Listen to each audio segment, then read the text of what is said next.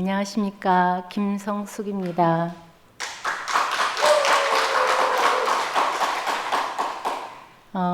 제가 사실은 사람들 조금 이렇게 한두 명 있고 이런 사람 얘기할 때는 조곤조곤 얘기를 잘한다 하거든요.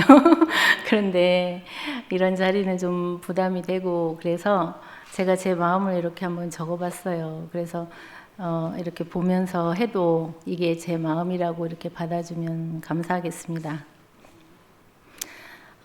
지금 우리 교회는 그 평신도 교회가 시작이 됐잖아요. 그래서 이 평신도 교회를 평신도 교회에서만이 볼 수 있는 그 광경을 지금 우리는 보고 있더라고요. 이 광경이 어떤 광경인가 생각을 해보니까 그 사도 요한이 반모섬에서 본 기이한 광경, 그걸 우리는 지금 보고 있는 거예요. 죽어서나 천당 가서 볼 수 있다고 알았던 그 새 예루살렘 성의 그 삶, 그 삶을 지금 우리는 현재적으로 보고 누리고 있더라고요. 십자가에서 내려오지 못하고 죽은 예수, 그 사람이 나로 보여진 것밖에 없는데 어떻게 요한계시록이 완성되는 것이 이렇게 보여지는지 너무 감사하더라고요. 그 계시록 3장에 보면 7 교회 중에서 그 마지막 라오디아 교회에게 하신 말씀이 있잖아요. 볼지어다 내가 문 밖에 서서 두드리노니 누구든지 내 음성을 듣고 문을 열면 내가 그에게로 들어가 그로 더불어 먹고 그는 나로 더불어 먹으리라. 이렇게 했는데 어떻게 먹는다는 것인지, 무엇을 먹는다는 것인지 도대체 알 수가 없었거든요. 그런데 지금 이 평신도계를 보면서 이 세계는 보이는 세계가 아니잖아요. 인격적인 세계이기 때문에 그 사람이 좋아 보이기만 하면 우리는 저절로 그 사람을 먹게 되는 거예요. 그래서 성경에 쳐다본 즉 살리라, 이 말씀이 맞더라고요. 지금 우리는 십자가에서 내려오지 못하고 죽은 예수가 나다, 이렇게 선포만 하면 형제 자매들이 서로 들어가고 나오며 꼴을 먹고 사는 광경을 지금 보고 있는 겁니다. 예. 또 다른 요한계시록에 보니까 새 예루살렘 성의 문이 12 진주문이요 진주문으로 되어 있고 길은 정금길인데 성곽은 벽옥으로 각양각색의 보석으로 꾸며졌다고 했는데 우리는 지금 교회에서 집회할 때마다 일요일날 재승이 오빠가 말씀하신 것처럼 원천에서 흐르는 강에서 사는 물고기는 그 무지개 색깔로 너무 아름답다고 그렇게 말씀하신 것처럼 형제들이 십자가에서 내려오지 못하고 죽은 예수가 나다라고 선포할 때마다 각종 12보석으로 정금길로 나타나고 있는 거예요. 우리는 지금 그 광경을 보고 있잖아요. 그래서 우석이 오빠는 선포하고 돌아오는 형제들에게 보석 이렇게 추임새를 하시던데 구속의 예수를 선포하면 즉시 보석이 되는 세계에 지금 우리가 들어와 있는 거예요. 그리고 또 한 가지가 보여지는데 하나님과 어린 양의 보좌가 있고 생명강이 흐르고 생명나무가 있어서 시절을 쫓아 12과실 열매를 맺는다고 했는데요. 과연 호랑이나 사자도 안 되었는데 어린 양이 통치하는 세계가 있을 수 있을까요? 정말 믿기 어려운 거였잖아요. 그런데 어린 양이라도 통치하는 세계가 있다는 거예요. 이 말은 법이 없어도 살고 통치자가 필요 없다는 말이잖아요. 그러니까 십자가에서 내려오지 못하고 죽은 예수가 하나님과 연합한 그 생명 안에서 각자가 저절로 사는 그 생명의 법이 다 들어있기 때문에 통치할 필요가 없다는 거예요. 저절로 되는 세계, 이 세계가 진짜 복음이잖아요. 지금 우리가 그렇게 알고 있는 거예요. 그동안 생명이 아닌 율법으로는 다 다 힘들었어요. 우리가 아마 하나님도 힘들었지 싶어요. 율법으로 명령해 놓으면 겉으로만 해놓고 딴짓하고 속으로는 안 되고 하나님 마음을 몰라주니까 얼마나 답답했을까요? 그래서 하나님이 이스라엘 집에 새 언약을 세우신 거예요. 구속복음은 새 언약의 종점이라고 할 수 있습니다. 그날이 오면 어린아이로부터 어른에 이르기까지 다 하나님을 알라 하지 않아도 하나님을 알게 된다는 거예요. 구속 안에서는 하나님을 알아야겠다, 하나님을 찾아 나서야겠다, 이렇게 생각하는 것이 다 없어졌잖아요. 그냥 존재로 사는데, 예수 안에 사는데 하나님이 찾아오셔서 당신의 필요한 용도로 쓰신다는 거예요. 구약 안에서도 보니까 아브라함이나 모세가 하나님을 찾아갔다고 한 말이 없었어요. 그러니까 내가 어떤 사람이 되는 것이 중요한 것이지 하나님을 찾아가서 뭐가 하려고 하는 게 아니라는 거예요. 하나님이 필요한 사람이 되면 억지로 하나님은 데려다가 쓰시더라고요. 모세도 그랬잖아요. 못 갑니다. 보낼 자를 보내소서 했는데도 안 들리니까 내가 너를 바로 앞에 신이 되게 하겠다, 이렇게 쓰셨잖아요. 그 십자가에서 내려오지 못하고 죽은 예수 안에서 발견된 것밖에 없는데 오늘 저를 우경이 오빠가 불러서 여기 앉으라고 하더라고요. 그래서 여기 계신 여러분들 모두 다 이 구속의 복음 안에 있으면 언젠가 다 불러서 이 자리에 앉게 되실 겁니다. 왜 대속이 나왔는가요? 대속이 나온 것은 선악과를 먹고 위치가 이탈한 아담의 결과가 가인과 아벨이잖아요. 위치가 이탈이 되었으니까 자기 얼굴을 내비칠 수가 없는 거예요.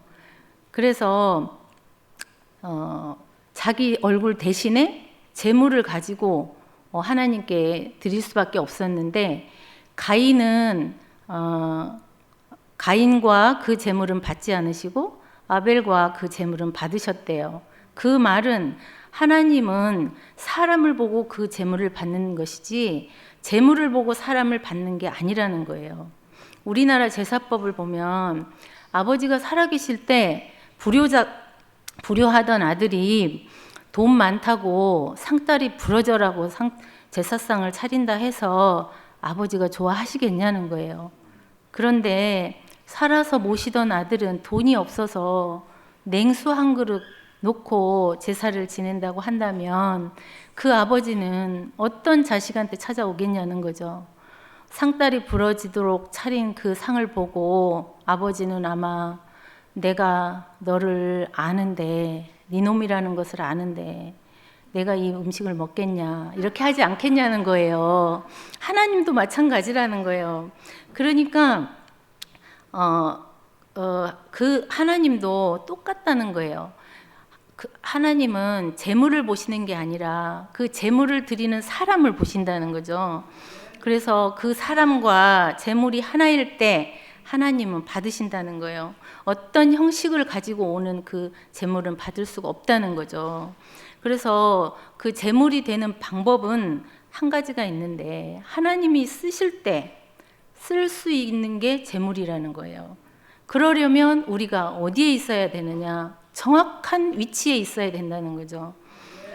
그 위치를 떠난 이상 하나님은 그 재물을 받을 수가 없다는 거예요. 그래서 그 부모가 돌아가셔서 만약에 귀신으로 돌아온다면 그날에 찾아온다면 냉수를 떠놓고 제사를 드리는 아들을 받겠는가, 아니면 상다리 부러지도록 차려놓은 그 불효한 아들의 제사를 받겠는가. 우리가 생각해 보면 어떤 것을 원하는지 하나님의 마음을 알 수 있다는 거예요. 그래서 하나님은 십자가에서 내려오지 못하고 죽은 예수 안에 있는 사람이 필요하다는 겁니다. 재물이 필요한 게 아니라는 거예요.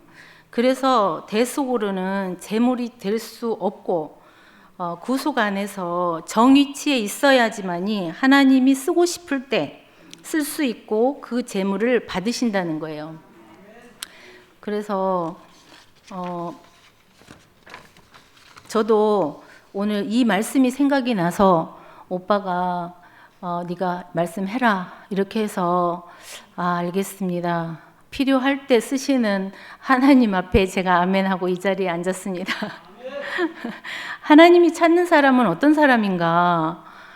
다 아시다시피 100세 아브라함, 80의 모세, 130의 야곱, 육신의 아버지가 없어서 하나님을 아버지라고 부를 수밖에 없는 예수, 하나님의 아들이라 할지라도 십자가에서 내려오지 못하고 죽는 예수, 사업이 망해서 내일 밥을 먹을 수 있을지 없을지 모르는 피조물로 하나님 앞에 하나님을 인정할 수밖에 없었던 그 목사님, 마음 둘 곳이 없어서 정말 하늘만 바라보고 살던 나.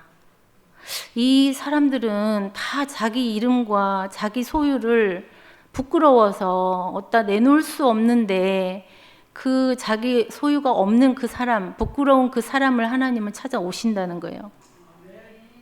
그래서 하나님이 최종적으로 찾아오신 사람이 누구인가? 십자가에서 내려오지 못하고 죽은 사람, 예수를 찾아오신 거예요. 왜 이 사람을 찾아왔나? 이 사람은 원래 하나님이 태초에 원형으로 지은 사람이라는 거예요. 하나님 보시기에 심히 좋은 사람이 바로 십자가에서 내려오지 못하고 죽은 사람 예수였던 거예요. 그래서 마지막으로 하나님이 찾아오신 사람이라는 거죠. 십자가에서 내려오지 못하고 죽은 예수는 하나님의 부르심을 받은 사람들의 최종 완성판이었어요. 100세의 아브라함부터 쭉 하나님이 찾아오신 그 사람들의 마지막 최종 완성판이 바로 내려오지 못하고 죽은 예수였다는 거죠. 이 말을 나 자신으로 하자면 그 십자가에서 내려오지 못하고 죽은 예수 안에 내가 있고 그 사람이 납니다 라고 선포할 때 내 앞서 먼저 돌아가신 연규천 아버지, 현재 요양원에 계시는 이옥순 어머니, 이 모두 다 나와 함께 포함이 돼서 현재적으로 선포를 하고 있는 거예요. 이 세계를 함께 누리고 있다는 거죠.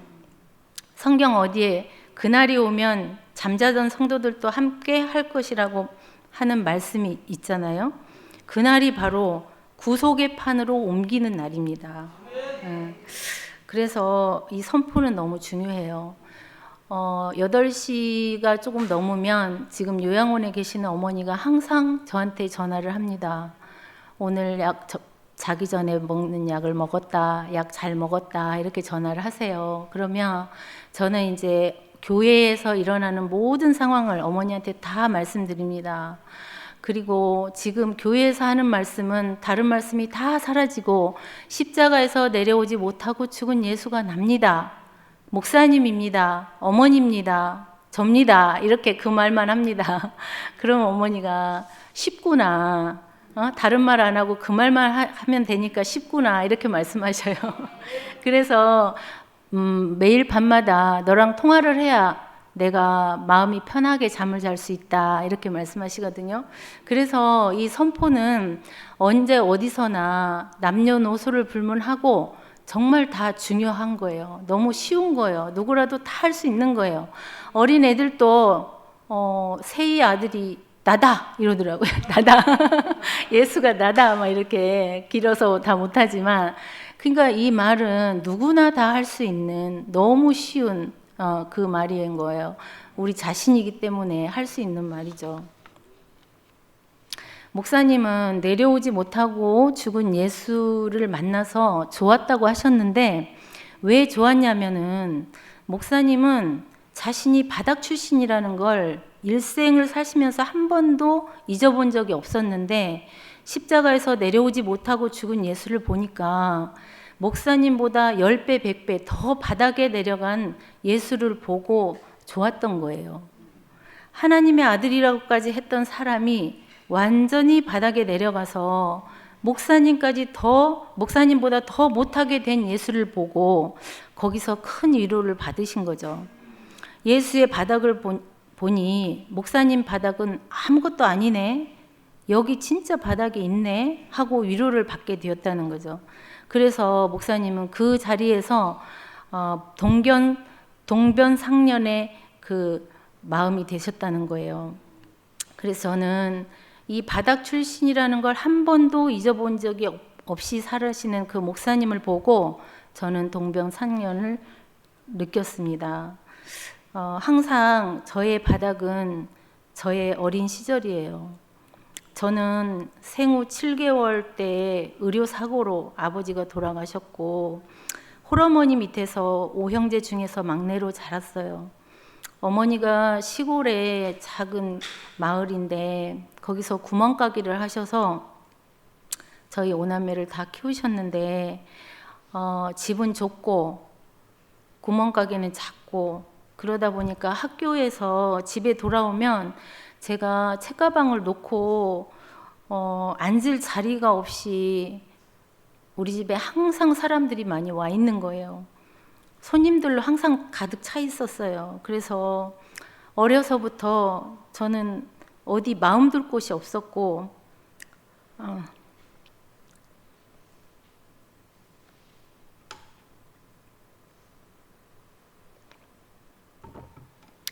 내가 왜 태어나서 왜 사는지 정말 모르겠더라고요. 그래서 방황을 하게 되고 엄마는 늘 바쁘고 누구 하나 나의 고민을 말할 대상이 없다 보니까 마음이 늘 외롭고 마음 둘 곳이 없었던 거예요. 누구를 의지할 백그라운드도 없다 보니까 사실 제가 사람들 앞에 나서기를 정말 주저하고 쭈삣쭈삣 거리게 되고 대중 앞에 이렇게 당당히 서는 것을 참 못해요. 제가 지금 말을 잘하는 것 같은데 속으로는 많이 떨고 있어요. 집이 시골이어서 제가 고등학교를 군산으로 나왔어야 하는데 마침 그 군산 여상이 저희 큰 집 옆에 있었거든요.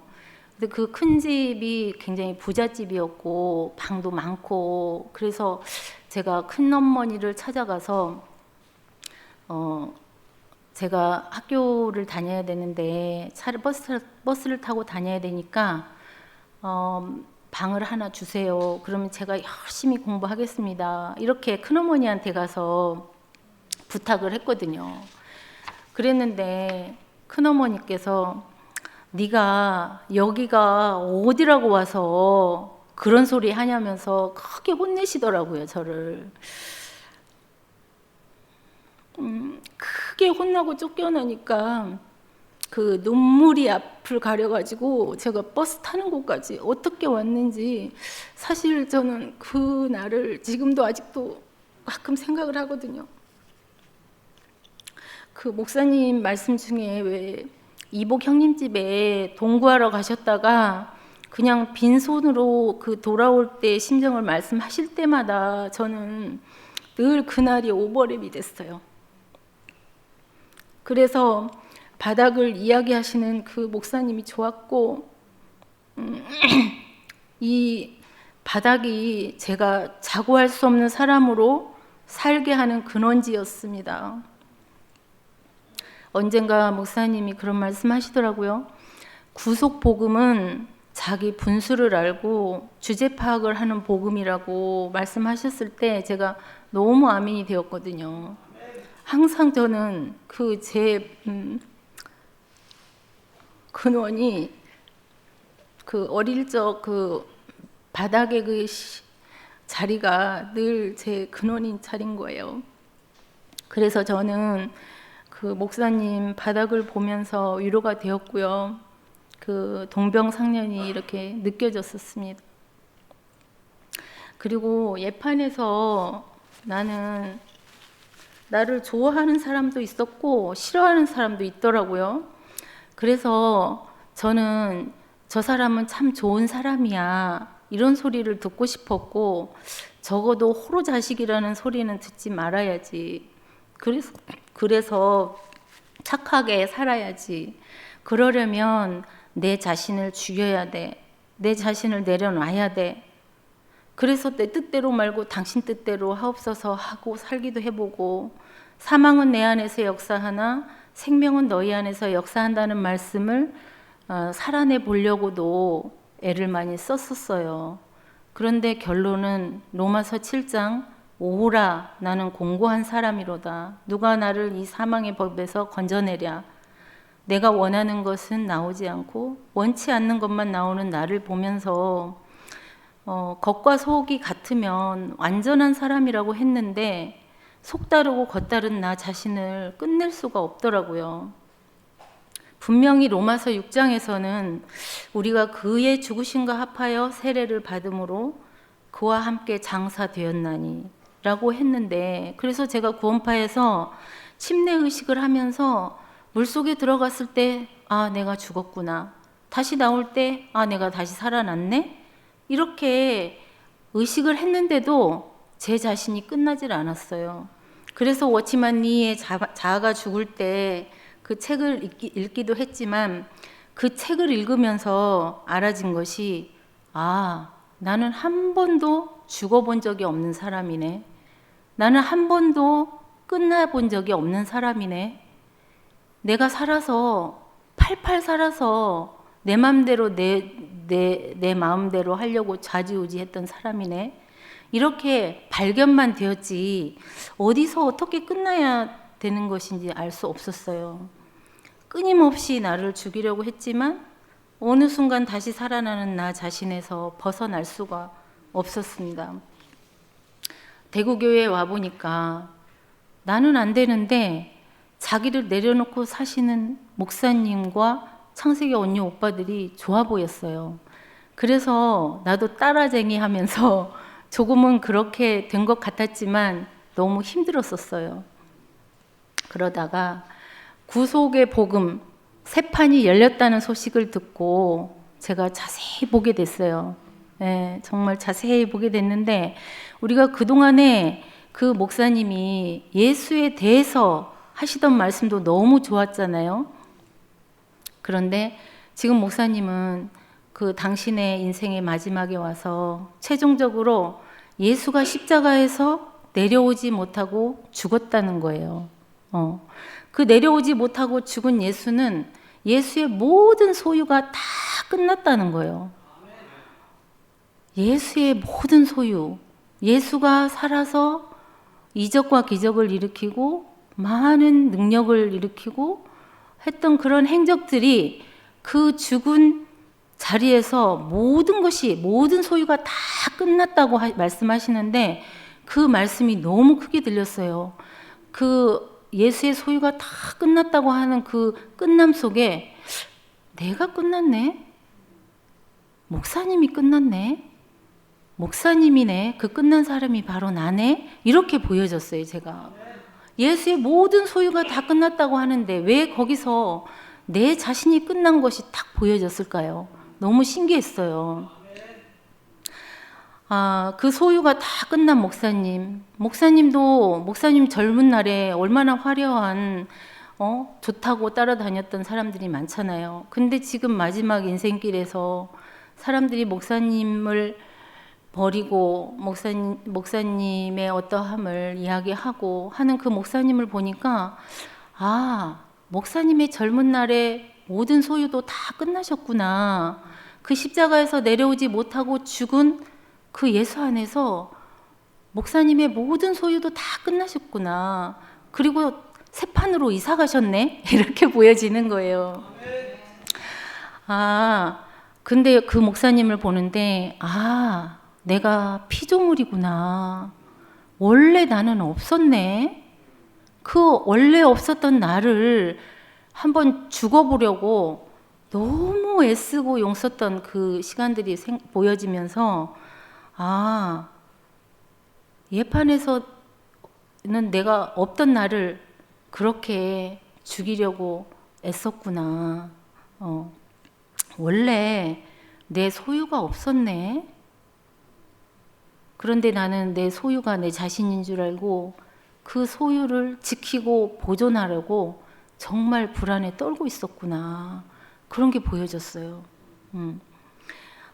그래 제가 십자가에서 내려오지 못하고 죽은 예수 안에서 예수의 모든 소유가 끝나고 목사님의 모든 소유가 끝나고 내 모든 소유가 끝나고 보니까 목사님이 십자가에서 내려오지 못하고 죽은 예수를 왜 그렇게 주구장창 말씀을 하셨는가 생각해 보니까 모든 사람들을 그 소유의 속박에서 얽매이는 모든 사람들을 다 해방시키시려고 이 말씀을 주구장창 하셨구나. 이렇게 목사님 마음이 알아지는 거예요. 그래서 목사님은 교회 안에서 싫어하는 사람, 반대하는 사람들이 있는데도 불구하고 이 내려오지 못한 예수를 말을 할 수밖에 없었구나. 이렇게 목사님 마음이 깊이 보여지더라고요. 십자가에서 내려오지 못한 예수라야 바로 나와 하나로 만날 수 있더라고요. 내려오지 못한 목사님이어야지만이 나와 하나로 만날 수 있기 때문에 그래서 목사님이 나는 여러분들과 헤어지고 싶지 않습니다. 나는 박물관에 보존되고 싶지 않습니다. 영원히 여러분들과 함께하고 싶습니다. 이렇게 하신 말씀도 이 십자가에서 내려오지 못하고 죽은 예수 아니라야 가능하기 때문에 목사님이 이렇게 주구장창 말씀하셨구나. 네, 그게 더 깊이 이렇게 알아졌고요. 그래서 나에게 이 구속은 십자가에서 내려오지 못해 십자가 안에서 내가 나라고 생각했던 남이 나라고 생각했던 소유가 나라고 생각했던 모든 것이 다 끝났구나. 나를 끝나게 하는 그런 언어였어요. 그래서 구속이라는 그 단어가 나를 증거해 주더라고요. 그래서 너무 감사했고 지난 화요일 윤동희 오빠 말씀을 들으면서 정확하게 지시하는 대상이 있어야 언어가 의미가 있다 이렇게 말씀하시더라고요. 그 말씀을 들으면서 내가 구속 복음 이전에 그 성경에 나오는 단어들 있잖아요. 분명히 읽을 줄도 알고 쓸 줄도 아는데 나 자신으로 와닿지 않으니까 않았던 것은 그 언어들을 증명해 줄 수 있는 대상이 없었기 때문이구나. 이렇게 알아졌어요. 그래서 십자가에서 내려오지 못하고 죽은 예수가 내 앞에 정확하게 그 대상이 있고 그 사람이 나로 보여졌는데 이제는 그 내 인생의 태초라는 단어 시작, 기원이라고 목사님 말씀하셨는데 제가 이 태초라는 단어가 감이 안 와서 계속 써봤어요. 써봐도 모르겠는 거예요. 그런데 이 십자가에서 내려오지 못하고 죽은 예수 안에서 태초가 시작이 됐구나. 내 인생의 태초가 시작이 됐구나. 태초가 열린 거예요. 이 태초가 이제 제 말이 된 거예요. 피조물. 그래, 내가 창조자가 아니니까 피조된 존재니까 피조물이지. 너무 막연했어요. 근데 십자가에서 내려오지 못하고 죽은 예수를 보니까 이 사람이 바로 피조물인 거예요. 내가 바로 피조물인 거예요. 그래서 정확하게 그 대상이 내 앞에 딱 보이니까 이 언어들이 다 나 자신으로 보여지고 살아나는 거예요. 그래서 창조, 성육신, 그 구원의 최종적인 목표인 연합, 이런 모든 언어가 나 자신의 언어가 되었습니다. 놀라운 일이죠, 정말. 너무 감사하고요. 하나님은 원래 한 사람만 지으셨더라고요. 어떤 사람? 십자가에서 내려오지 못한 예수, 이 한 사람만 지었어요. 그런데 선악과를 먹고 속는 바람에 두 종류의 사람이 된 거예요. 아담과 그리스도. 이 아담과 그리스도는 길이 서로 다르기 때문에 그리스도의 길을 가는 사람은 아담의 길을 가는 사람을 간섭할 수 없더라고요. 그런데 제가 그 주제 파악을 못 해가지고 그동안에 노선이 다른 데 있는 사람을 간섭하느라고 엄청 고생을 많이 했습니다. 그런데 이 구속 안에 와보니까 우리는 아담의 노선 안에서 완전히 해방된 사람들이기 때문에 이제는 그 아담을 간섭할 일도 없고 싸울 일도 없어진 거예요. 우리는 이제 그리스도의 길만 가면 되는 겁니다. 십자가에서 내려오지 못하고 죽은 예수가 바로 나이고 그 사람이 바로 그리스도고 그 그리스도 안에서 우리 모두는 하나입니다. 구속의 주님을 찬양합니다.